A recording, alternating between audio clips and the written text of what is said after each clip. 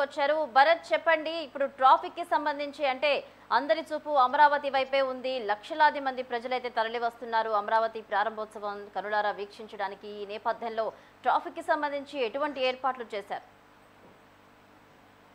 ఏదైతే 3 రాజధానుల పేరుతో గత ప్రభుత్వం తీసుకున్నటువంటి నిర్ణయంతో ఆంధ్రప్రదేశ్‌కి రాజధాని లేకుండా జరిగిపోయినటువంటి పరిస్థితుల్లో కూటమి ప్రభుత్వం అధికారంలోకి వచ్చిన తర్వాత అమరావతిని పునర్నిర్మాణ దిశగా అడుగులు వేస్తూ పునర్నిర్మాణానికి సంబంధించినంత వరకు శంకుస్థాపన కార్యక్రమం నేడు అమరావతిలో అంగరంగ వైభవంగా ప్రారంభం కాబోతున్నటువంటి నేపథ్యంలో దీనికి సంబంధించినంత వరకు కూడా ఉత్తరాంధ్ర నుంచి పెద్ద ఎత్తునతో పాటుగా నాయకులు ఇప్పటికే అమరావతి చేరుకున్నారు. దీనికి సంబంధించినంత వరకు ఉత్తరాంధ్ర నుంచి ప్రత్యేక బస్సులు కూడా ఏర్పాటు చేసినటువంటి పరిస్థితి అయితే కనిపిస్తూ ఉంది. మరి ముఖ్యంగా పునర్నిర్మాణానికి సంబంధించినందుకు ఏ రాష్ట్రమైనా అభివృద్ధి చెందాలంటే రాష్ట్రానికి సంబంధించినంత వరకు రాజధాని కీలకంగా ఉన్నటువంటి పరిస్థితి. రాజధాని లేకుండా ఇప్పటికే 5 ఏళ్ల పాటు ఆంధ్రప్రదేశ్ ఉండిపోయినటువంటి పరిస్థితి. 3 రాజధానుల పేరుతో 3 ముక్కలాట ఆడారంటూ కూడా ప్రతిపక్షాలు అప్పుడే విమర్శ చేసినటువంటి సిచ్యువేషన్లో కూటమి ప్రభుత్వం అధికారంలోకి వచ్చిన తర్వాత రాజధాని పునర్నిర్మాణ కార్యక్రమం చేపట్టడం, దానికి ప్రధానమంత్రి నరేంద్ర మోడీ శంకుస్థాపనకి రావడంపై అయితే మాత్రం తీవ్ర హర్షం వ్యక్తం అవుతున్నటువంటి పరిస్థితి కనిపిస్తుంది. మరి ముఖ్యంగా కూటమి పార్టీకి సంబంధించిన నాయకులు అయితే మాత్రం తీవ్ర ఆనందం వ్యక్తం అవుతున్నటువంటి సిచ్యువేషన్ అయితే కనిపిస్తూ ఉంది. మరీ ముఖ్యంగా తెలుగుదేశం పార్టీ నాయకులు కానీ, జనసేన, భారతీయ జనతా పార్టీ నాయకులు ఇప్పటికే అమరావతి చేరుకున్నారు. అదేవిధంగా నేడు సభకు సంబంధించినంత వరకు ఇప్పటికే ప్రత్యేక బస్సులు కూడా ఉత్తరాంధ్ర నుంచి పంపించినటువంటి పరిస్థితి అయితే కనిపిస్తూ ఉంది. ఉత్తరాంధ్రకు సంబంధించినంత వరకు విష్ణుకుమార్ రాజు నేతృత్వంలో ఉత్తరాంధ్ర జిల్లాలకు సంబంధించి ప్రత్యేక బస్సులు ఏర్పాటు చేసినటువంటి పరిస్థితి. ఇప్పటికే అమరావతి అన్ని విధాలుగా కూడా అమరావతికి వెళ్ళిపోయినటువంటి సిచ్యువేషన్ అయితే కనిపిస్తూ ఉంది. అమరావతికి సంబంధించినంత వరకు కూడా ప్రధానమంత్రి పర్యటన నేపథ్యంలో పూర్తిగా పటిష్టమైన బందోబస్తు ఏర్పాటు చేశారు. మరీ ముఖ్యంగా కేంద్ర బలగాలతో పాటుగా రాష్ట్ర బలగాలు కూడా పూర్తి స్థాయిలో అమరావతిలో అయితే మాత్రం కట్టుదిట్టమైన బందోబస్తులు ఏర్పాటు చేసినటువంటి పరిస్థితి కనిపిస్తూ ఉంది.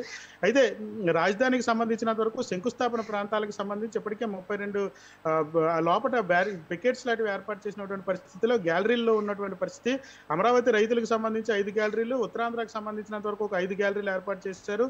మరి ముఖ్యంగా గ్యాలరీలకు సంబంధించినంత వరకు కూడా వెళ్ళేటటువంటి ఉత్తరాంధ్ర నుంచి వచ్చేవన్నీ కూడా అమరావతి విజయవాడ మీదుగా వెళ్ళేటటువంటి వెహికల్స్ అన్నిటికీ కూడా ఒక దగ్గర, అటు రాయలసీమ నుంచి వచ్చేటటువంటి వెహికల్స్ అన్నిటికీ ఒక దగ్గర పార్కింగ్ ఇవ్వడం అంటూ జరిగింది. కట్టుదిట్టమైనటువంటి బందోబస్తు ఏర్పాట్లు అయితే మాత్రం రాష్ట్ర ప్రభుత్వం పూర్తి స్థాయిలో నిమగ్నం అయిందని చెప్పుకోవచ్చు.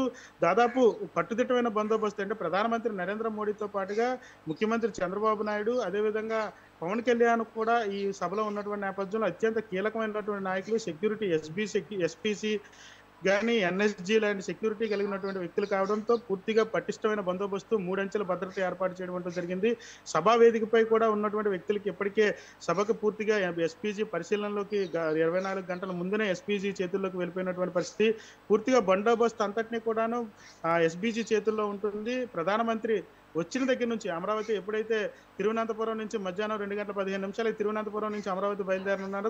గన్నవరం ఎయిర్పోర్ట్లో దిగిన దగ్గర నుంచి కూడాను పూర్తిగా పటిష్టమైనటువంటి బందోబస్తులు ఏర్పాట్లు చేయడం అంటూ జరిగింది. పూర్తిగా ఏదైతే అక్కడి నుంచి హెలికాప్టర్లో ప్రయాణించాలన్నా లేదంటే బై రోడ్డు వెళ్ళాలన్నా కూడా అన్ని ఏర్పాట్లను కూడా పూర్తి చేశారు. పూర్తి బందోబస్తు మధ్యలో ఈ కార్యక్రమం జరగబోతున్నటువంటి పరిస్థితి ఉంది. మరీ ముఖ్యంగా ట్రాఫిక్ సంబంధించినంత వరకు పూర్తిగా ఆంక్షలు పెట్టినటువంటి సిచ్యువేషన్ అయితే కనిపిస్తుంది. సభా వేదిక వద్ద ఎటువంటి ట్రాఫిక్ ఇబ్బంది కలగకుండా వచ్చిన వాళ్ళు ఎక్కడి నుంచి వచ్చారో అదే ప్రాంతం నుంచి వెళ్లే విధంగా కూడా పార్కింగ్ స్థలాలు కేటాయించారు.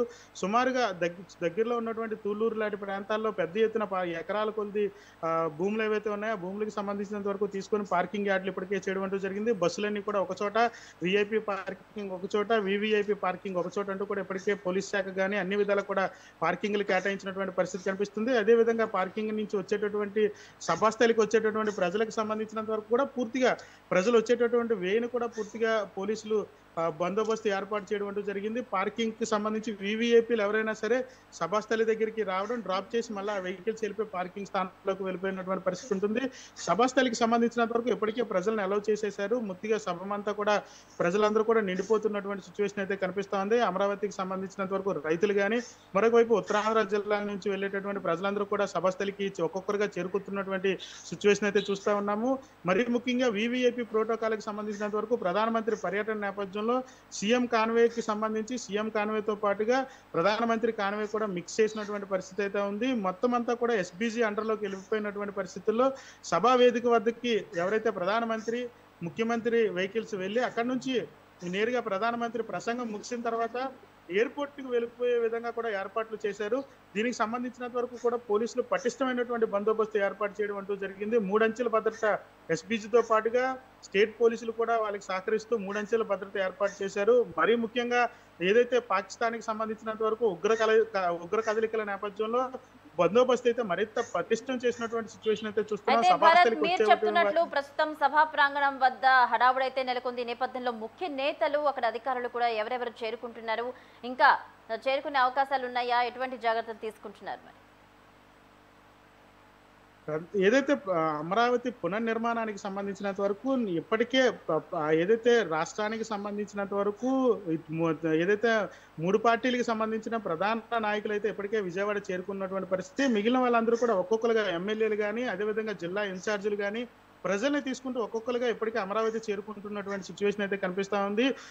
మరీ ముఖ్యంగా విశాఖ జిల్లాకు సంబంధించినంత వరకు రాష్ట్ర అధ్యక్షుడిగా ఉన్నటువంటి పల్లా శ్రీనివాస్ కానీ, అదేవిధంగా బీజేపీ పార్టీకి సంబంధించి విష్ణుకుమార్ రాజు కానీ ప్రధానంగా ఉత్తరాంధ్ర నుంచి ప్రజలందరినీ కూడా తీసుకువెళ్ళేటటువంటి పరిస్థితి.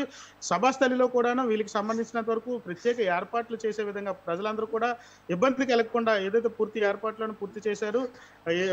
ఎండ తీవ్రత తట్టుకునే విధంగా కూడాను వాటర్ ప్యాకెట్లతో పాటుగా మజ్జిగతో పాటుగా ఆహార పదార్థాలు కూడా అందే విధంగా ఏర్పాట్లు చేసినటువంటి సిచ్యువేషన్ అయితే కనిపిస్తుంది. రాష్ట్ర ప్రభుత్వం ఏదైతే పునర్నిర్మాణ అంశాన్ని ప్రతిష్టాత్మకంగా తీసుకున్నటువంటి తరుణంలో ప్రతి ఒక్క ఎమ్మెల్యే కూడా ఇప్పటికే ఒక్కొక్కరుగా సభాస్థలికి చేరుకుంటా ఉన్నారు. ముఖ్యమైనటువంటి నేతలు కానీ కీలక నేతలు కూడా వెళ్తున్నటువంటి పరిస్థితి కనిపిస్తా ఉంది. అయితే ఇది కాకుండా నియోజకవర్గం నుంచి కొంతమంది ప్రజలు కానీ కార్యకర్తలు కానీ వెళ్తున్నటువంటి పరిస్థితుల్లో నియోజకవర్గానికి సంబంధించినంత వరకు కూడాను ఆ ప్రాంతంలో ఉన్నటువంటి ఎమ్మెల్యేలకి నియోజకవర్గ బాధ్యతలు అప్పగించడంతో వచ్చేటటువంటి సభాస్థలికి వచ్చేటటువంటి ప్రజలెవరికీ కూడా ఇబ్బందులు కలగకుండా ఎటువంటి అంటే ప్రయాణంలో కానీ ఇక సభాస్థలికి వచ్చిన తర్వాత కూడా పూర్తిగా ఇబ్బంది లేకుండా అన్ని ఏర్పాట్లను పూర్తి చేశారు. ఆహార పదార్థాలతో పాటుగా పానీయాలు కూడా అందించేటటువంటి ప్రక్రియ అయితే కొనసాగుతుందని చెప్పుకోవచ్చు.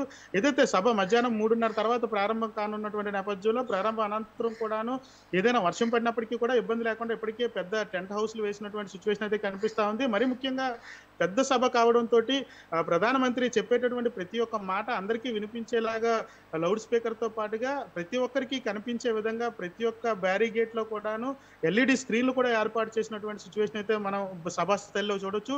ప్రత్యేకించి భారతీయ జనతా పార్టీకి సంబంధించి కానీ జనసేన కానీ ఇటు టీడీపీ మరి కూటమి ప్రభుత్వం కాబట్టి 3 పార్టీల నుంచి నాయకులు ఇప్పటికే కీలకమైన నాయకులు సభాస్థలికి చేరిపోయారు. ఒక్కొక్కరికి ఒక్కొక్క సెక్టర్ అప్పగించడం జరిగింది. ప్రజలకు సంబంధించినంత వరకు కూడాను అన్ని ఏర్పాట్లు నియోజకవర్గ ఏర్పాట్లతో పాటుగా సభాస్థలిలో ఎవరికి ఇబ్బంది కలగకుండా ఉండే విధంగా కూడాను ప్రత్యేక అంబులెన్స్లు అదే విధంగా కూడాను ట్రాఫిక్ సంబంధించి ట్రాఫిక్ ఆంక్షలు ఉండేటటువంటి పరిస్థితి ఉన్నటువంటి నేపథ్యంలో ప్రజలు వచ్చి వెళ్ళేటందుకు వేస్ కానీ అదేవిధంగా ఏదైనా అనుకోని సంఘటనలు జరిగేటప్పుడు ప్రజలు స్వచ్ఛందంగా బయటకు వచ్చేటటువంటి ఏర్పాట్లు కానీ అన్ని పక్కడబందీగా పూర్తి చేసినటువంటి పరిస్థితి అయితే కనిపిస్తా ఉంది. అయితే ఇదంతా కూడా కోఆర్డినేషన్ ఒక్క నియోజకవర్గానికి సంబంధించినంత వరకు ఆ ఎమ్మెల్యేకి సంబంధించి కానీ నియోజకవర్గ ఇన్ఛార్జికి కానీ బాధ్యతలు అప్పగించారు. నియోజకవర్గం నుంచి వచ్చేటటువంటి ప్రజలకు సంబంధించి అన్ని ఏర్పాట్లు కూడాను ఆ ఇన్ఛార్జ్ చూసుకునే విధంగా కూడా ఇప్పటికే ప్రభుత్వం ఆదేశాలు జారీ చేసినటువంటి తరుణంలో పార్టీలకు సంబంధించి 3 పార్టీల నేతలు కూడా అక్కడే ఉండి ప్రజలకు సంబంధించి పరిశీలన చేస్తా ఉన్నారు.